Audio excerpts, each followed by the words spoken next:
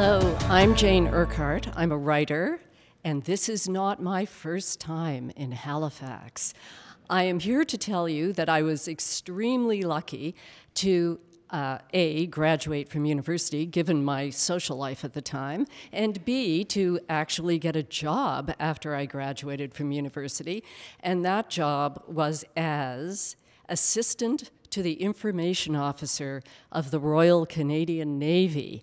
And I must tell you that I knew nothing about the Royal Canadian Navy, and apart from that, I had been, of course, a beautiful person doing my thing at university during a very anti-militaristic time.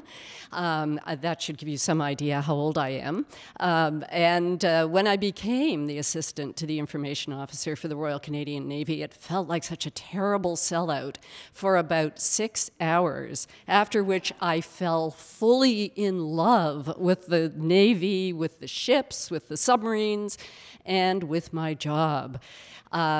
It took me a little while, however, to learn everything about the Royal Canadian Navy, and as a result, I am here to tell you that they used to call me Misinformation.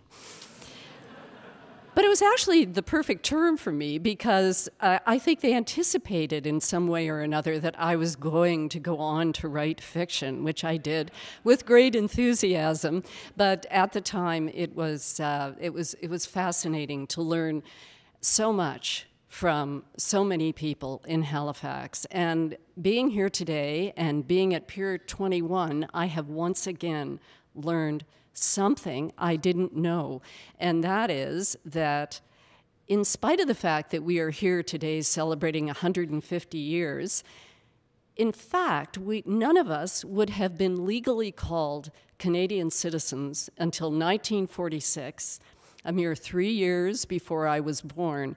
And up until that time, we would have been called, and I wrote this down before I got up here, we would have been called British subjects residing in Canada.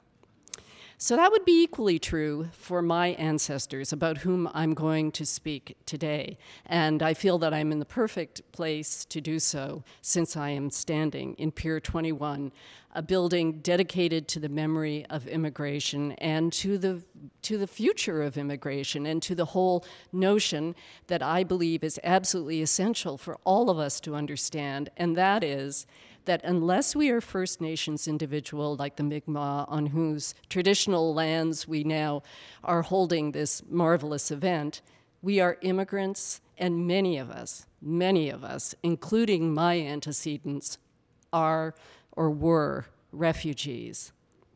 My family, the Quinns, were, of course, Irish immigrants. They were, my great-greats go back so many great-greats that I don't even count them anymore. I just say old great-great. So old great-great came to this country in the 1840s. Recently, I went up to the old homestead of old great-great and was astonished to find, I hadn't been there for about 30 years, I was astonished to find that the stumps that he and his sons pulled out of the ground in the 1840s are still there in the stump rail fences that surround the property. Property that was not very good, in fact, almost impossible to farm, property that is north of Lake Ontario at a point where the Canadian Shield has a ribbon or two that comes down into the southern part of Ontario and makes the plowing of the land impossible. Even my grandfather used to say the first crop every year was boulders. But what I want to tell you about is how they got here. They left Britain, or they left Ireland for Britain, left from Liverpool probably on what would have been called a coffin ship. The ships themselves were not well maintained. The immigrants on the ships often died long before they arrived in the St. Lawrence River and Grosse Ile, which was the Pier 21 of the time. Once they arrived in Grosse Ile, they were usually kept in fever sheds for a while to see whether or not they had typhus, if they hadn't already died of typhus on the ship. In fact, my ancestors were very lucky. They managed the crossing without losing a single member of a family of 9. However, most Irish were not that lucky. And one of the things that I wanted to bring to your attention is a black rock in Montreal, which was hauled out of the ground 7 years after the worst year of immigration and refugees for the Irish, and that would have been in 1854 that the rock was pulled out of the ground by Irish laborers. The rock in question was moved out of the ground for the building of the Victoria Bridge in Montreal, and underneath that rock, the Irish laborers in Montreal found the remains of 6,000 of their friends and relations who had died in the fever sheds in Montreal. Now, this is a very grim story. However, it has hope in it, and that's why I'm telling it here today. The rock was moved out of the ground and turned into a memorial. The actual location of the Victoria Bridge was moved as well. And the people who had been involved in the building were able to convince their bosses and their owners that these refugees who had met an unhappy end were worthy of being memorialized and worthy of being respected. Gradually, the Irish were included in Canadian life in a way that has become vibrant and meaningful, in spite of the fact that when they arrived, the population of Canada was only about 1 million, and over 400,000 Irish were introduced into Canada during a period of about 10 years. Many of these people were ill. One of the most moving stories is the story of how the people of Quebec went down to the fever sheds, not only to nurse and try to bring back to health these people who were so desperately ill.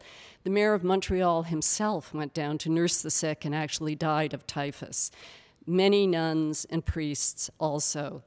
But the people of Quebec also adopted the orphans who were left alone as a result of the deaths of their parents. And to this day, you can see wonderful Quebecois people with red hair and freckles, some with who have first names that would have been the last names of their families from the 1840s. Gradually, as I say, things became much, much better for the Irish. Toronto was a very resistant city because it was very Protestant, and into it came 30,000 starving, desperate Catholic Irish people.